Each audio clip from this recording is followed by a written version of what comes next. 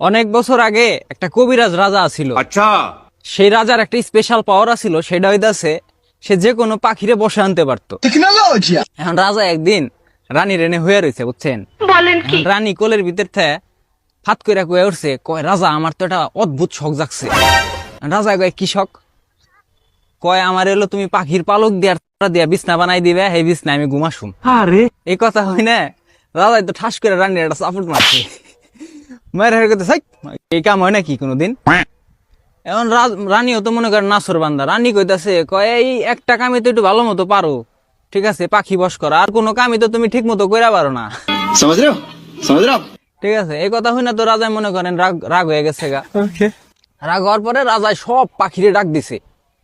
এখন ডাক দিয়া হেরে কইতাছে, কয় পক্ষীকুল, আমি চাই আমার নির্দেশে তোমাকে তার পালক আমারে দান করো, আমি হেডে দিয়ে আমার বোর জন্য একটা বিছনা বানামু, হে বিছনায় যে আমরা দুজন হয়ে থাকুম। अभी मैं गाली नहीं दे सकता। এখন পাখিরা কইতাছে, কয় রাজা আমরা তো এই কামটা কইরা পারতেছি না আপাতত। কয় কে? কয় আমাকে পক্ষীরাজ গেছে হলো একটা সুমারিতে, সে যখন আসবো তারপরে আমরা আপনার সাথে আবার দেখা করবো। ये क्या पक रहे हो मादर কয় তোমাকে পক্ষীরাজ তাড়াতাড়ি তলব লাগাও। দিছে তলব, বুঝছেন? পক্ষীরাজ আর নগদ আহে না। পক্ষীরাজ কয়দিন পরে আইছে। अच्छा। আহার পরে রাজা কইছে, বেয়াদব তোমার কত বড় সাহস, আমি তোমারে তলব দিলাম, তুমি তাড়াতাড়ি আসো নাই, তুমি কনে গেছিলা, কি করবে গেছিলা? কয় মহারাজা আমি তো গেছিলাম একটা সুমারিতে, বুঝছেন, দেশে ছেলে বেশি না মেয়ে বেশি এটা দেখার জন্য। কয় কে দেশে তো পোলাই বেশি, আমি 1 বছর আগে সুমারি করছি। কয় না রাজা মশাই, দেশে মেয়ে বেশি। কয় কিভাবে মেয়ে বেশি?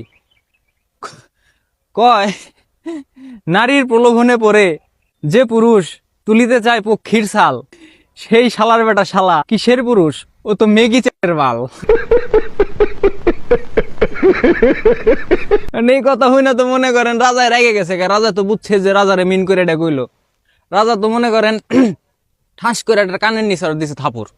থাপুর দিয়া কয় যা তোর আমি ছাইরা দিলাম, হ্যাঁ তোর আর কোনদিন ডাকুম না, তুই আমার যে অপমান করছাস তোরে তোর ডাকার কোনো প্রশ্নে উঠে না। যাই হোক পক্ষীরাজ চলে গেছে, রাজাও বাসায় চলে গেছে।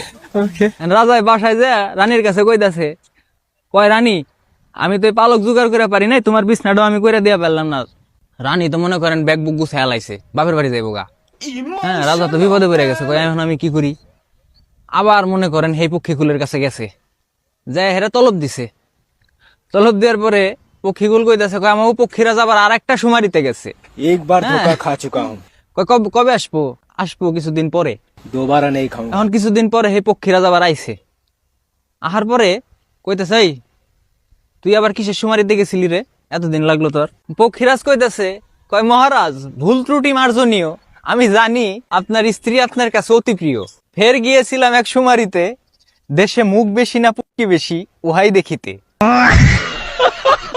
এখন রাজা তো মনে করেন গারাইয়ে গেছে, হাই বেটা মুখ আর পক্ষী মানুষের দুইটা নাকি?